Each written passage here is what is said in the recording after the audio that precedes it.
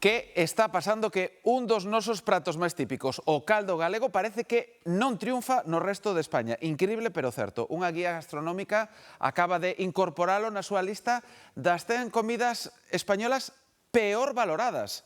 Miren como reaccionaban hoxe na rúa ante esta cuestión. Que me dice? Pois non o entendo.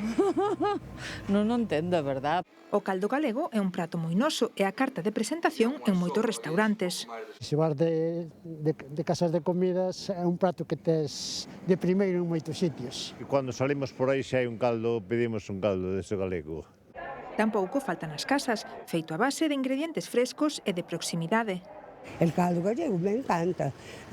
Ponemos as habas a ablandar con agua y después le echamos de cerdo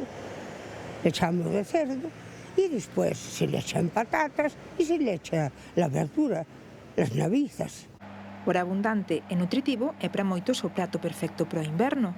Cousa quentiña, pois mira, sempre é un alivio e unha alegría para o corpo.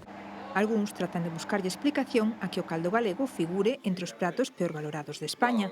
As novas xeracións acostúmbranse ao plato precociñado. Ou que non veñen a Galicia a comelo.